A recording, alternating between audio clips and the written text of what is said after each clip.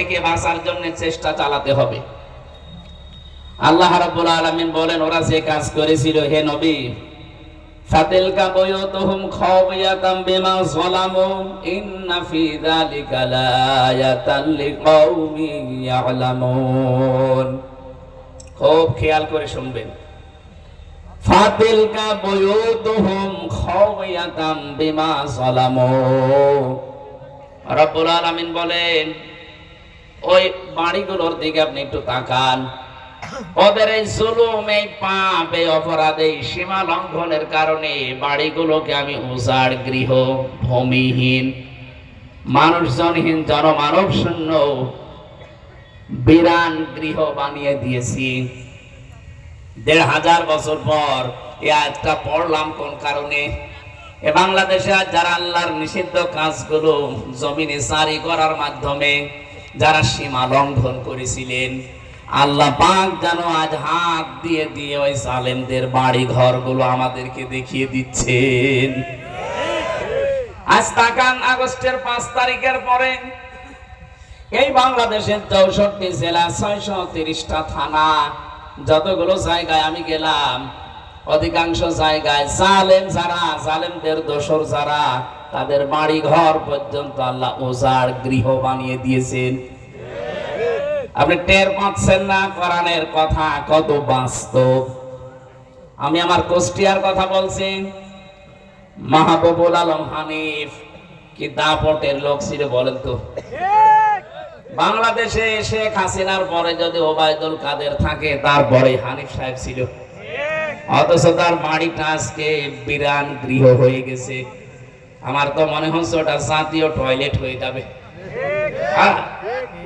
3 মাসে যে অবস্থায় ইট খুলে খুলেও মানুষ নিয়ে চলে গেছে।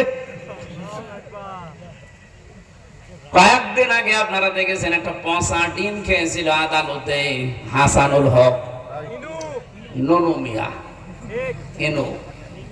ওর বাড়ি ঘর পর্যন্ত মানুষ। আল্লাহ আয়াতটা আমার মনে হচ্ছে আমাদেরকে এখন আঙ্গুল দিয়ে দেখাচ্ছে।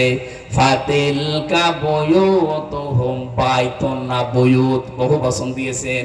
ও হোম মানে তাদের, যারা আল্লাহর কোরআনের বিরুদ্ধে সীমা লঙ্ঘন করেছিল, যারা, আপনি দেখেন তাদের এই বাড়ি ঘরগুলো আজ কি অবস্থা তাদের জুলুমের কারণে। সারা দেশের অবস্থায় এক না বিপরীত আছে? এমনকি সর্বোচ্চ জায়গা যেটা আপনি কালকে পেপারে দেখেছেন, যেখানে মানুষের কোলাহল ছিল, মানুষ একটু যেতে পারলে নিজেকে ধন্য মনে করত। অনেকে যদি জীবনে একবার গেছে, আমি দেখেছি আবেগে সোমা খেত ওই বাড়িতে, এত ভালোবাসা ছিল। অথচ 3 মাসের ব্যবধানে কি অবস্থা হয়ে গেছে বাড়ির। এখন মনে হয় ভূত ওখানে থাকে না। এই কথা বলেন না কেন? পৃথিবীর ইতিহাস এইটাই বলে। আপনি চেঙ্গিস খানের দিকে তাকান, তার জীবনী পড়েন, হিটলারের জীবনের দিকে তাকান, কোথায় তাদের সেই দাপটের বাড়ি ঘর, যেখানে বসে বসে মানুষ হত্যা করার প্ল্যান করত। আল্লাহ বলেন খাওয়ায়াতাম বিমা যালামু, তাদের এই জুলুমের কারণে বাড়ি ঘরের অবস্থার দিকে আপনি একটু তাকান না কেন? যেখানে যেখানে মানুষ হত্যা করার প্রাণ হয়, জুলুমের কথাবার্তারা দুর্বিসন্ধি হয়, ওই জায়গাগুলো আল্লাহ অভিশপ্ত করে দেয়। আবু জেহেলের বাড়িতে যেহেতু এইগুলো হতো, এমনকি নবীকে হত্যা করার জন্য ষড়যন্ত্র করত, এই জন্য আল্লাহ আবু জেহেলের বাড়িকে ইন্টারন্যাশনাল পায়খানা বানিয়ে দিয়েছেন। কথা বলেন না কেন? পৃথিবীর ইতিহাস সত্য, এজন্য আল্লাহ ইতিহাসের কসম দিয়েছেন, ওয়ালা আসরি, ইতিহাসের কসম।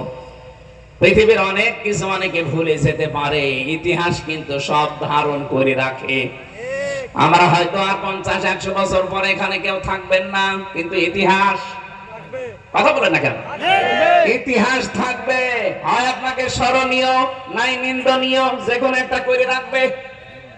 আবু জেহেলের মতো এত বড় দাপটওয়ালা মানুষকে যদি আল্লাহ ঘৃণিত, নিন্দিত, তার বাড়ি পর্যন্ত টয়লেট বানিয়ে দিতে পারে, আজও যারা পৃথিবীতে দুর্বিসন্ধি করছেন ইসলামের বিরুদ্ধে, যারা জুলুম করছেন, যারা মানবতার বিরুদ্ধে অবস্থান নিয়েছেন, আপনি বিশ্বাস করে নিতে পারেন হয়তো এখন হয় কেউ ইতিহাস ভয়ে লিখছে না, কিন্তু সময় আসবে ইতিহাসও লেখা হবে।